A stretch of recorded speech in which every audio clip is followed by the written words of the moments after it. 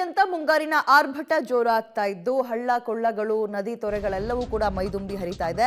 ಮಹಾರಾಷ್ಟ್ರದ ಘಟ್ಟ ಪ್ರದೇಶಗಳಲ್ಲಿ ಮಳೆ ಅಬ್ಬರ ಜೋರಿದ್ದು ನದಿಗಳು ಮೈದುಂಬಿ ಹರಿತಾ ಇದೆ. ಕೃಷ್ಣ, ದೂದ್ಗಂಗಾ, ವೇದಗಂಗಾ, ಹಿರಣ್ಯಕೇಶಿ ನದಿಗಳ ನೀರಿನ ಮಟ್ಟ ಈ ಒಂದು ನೀರಿನ ಮಟ್ಟದಲ್ಲಿ ಅಪಾರ ಪ್ರಮಾಣದಲ್ಲಿ ಏರಿಕೆಯನ್ನು ಕಾಣಬಹುದು. ಸದ್ಯ ನಾವು ಚಿಕ್ಕೋಡಿ ವ್ಯಾಪ್ತಿಯ ಸುಮಾರು 4 ಸಂಪರ್ಕ ಕಲ್ಪಿಸುವಂತಹ ಸೇತುವೆಗಳು ಮಳೆ ಹೆಚ್ಚಾದರ ಪರಿಣಾಮ, ನೀರು ಹೆಚ್ಚು ಹರಿಯುವಿಕೆಯ ಪರಿಣಾಮ ಮುಳುಗಡೆಯಾಗಿದೆ.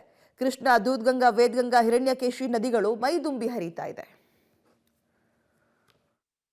ಪಶ್ಚಿಮ ಘಟ್ಟ ಪ್ರದೇಶಗಳಲ್ಲಿ ನಿರಂತರವಾಗಿ ಮಳೆ ಸುರಿಯುತ್ತಿರುವ ಪರಿಣಾಮ ಕೃಷ್ಣ, ದೂದಗಂಗಾ, ವೇದಗಂಗಾ ಹಾಗೂ ಹಿರಣ್ಯಕೇಶಿ ನದಿಗಳಿಗೆ ಅಪಾರ ಪ್ರಮಾಣದ ನೀರು ಹರಿದು ಬರುತ್ತಿರುವಂಥದ್ದು. ಅಪಾರ ಪ್ರಮಾಣದ ನೀರು ಬರುತ್ತಿರುವ ಪರಿಣಾಮ ಏನು ಚಿಕ್ಕೋಡಿ ಉಪವಿಭಾಗ ವ್ಯಾಪ್ತಿಯ 4ಕ್ಕೂ ಹೆಚ್ಚು ಕೆಳ ಹಂತದ ಸೇತುವೆಗಳು ಏನು ಮುಳುಗಡೆ ಆಗಿರುವಂಥದ್ದು. ಪ್ರಮುಖವಾಗಿ ನಿಪ್ಪಾಣಿ ತಾಲೂಕಿನ ಕುನ್ನೂರು, ಧಾರವಾಡ ಜೊತೆಗೆ ದೂದಗಂಗಾ ನದಿಗೆ ಅಡ್ಡಲಾಗಿ ನಿರ್ಮಿಸಿರ್ತಕ್ಕಂಥ ಕಾರದಗಾ, ಭೋಜ್, ಕುನ್ನೂರು, ಭೋಜವಾಡಿ ಗ್ರಾಮಗಳಿಗೆ ಸಂಪರ್ಕ ಕಲ್ಪಿಸುವಂಥ ಸೇತುವೆಗಳು ಮುಳುಗಡೆಯಾಗಿರುವಂಥದ್ದು. ಪ್ರಮುಖವಾಗಿ ಏನು ಕೃಷ್ಣಾ ನದಿಗೂ ಕೂಡ ಅಪಾರ ಪ್ರಮಾಣದ ನೀರು ಹರಿದು ಬರುತ್ತಿರೋ ಪರಿಣಾಮ ಕೃಷ್ಣಾ ನದಿಗೆ ಅಡ್ಡಲಾಗಿ ನಿರ್ಮಿಸಿರ್ತಕ್ಕಂಥ ಏನು ಮಾಂಜರಿ, ಬಾವನ್, ಸವದತ್ತಿ ಏನು ಗ್ರಾಮಗಳಿಗೆ ಸಂಪರ್ಕ ಕಲ್ಪಿಸುವ ಸೇತುವೆ ಕೂಡ ಮುಳುಗಡೆಯಾಗಿರುವಂಥದ್ದು. ಪ್ರಮುಖವಾಗಿ 4 ಸೇತುವೆಗಳು ಕೆಳ ಹಂತದ ಸೇತುವೆಗಳಾಗಿರೋ ಪರಿಣಾಮ ಏನು ಪರ್ಯಾಯ ಮಾರ್ಗಗಳ ಮೂಲಕ ಜನರು ಸಂಚಾರ ಮಾಡ್ತಿರುವಂಥದ್ದು.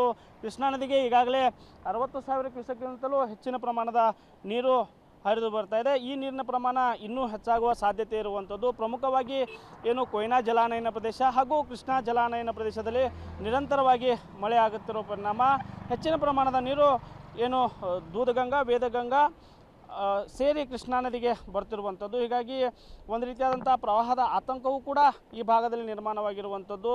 ಪ್ರಮುಖವಾಗಿ ಏನು ಬೆಳಗಾವಿ ಜಿಲ್ಲೆ ಚಿಕ್ಕೋಡಿ ಉಪವಿಭಾಗ ವ್ಯಾಪ್ತಿಯಲ್ಲಿ ಮಳೆ ಆಗಬೇಕು. ಜೊತೆಗೆ ಏನು ಕೃಷ್ಣಾ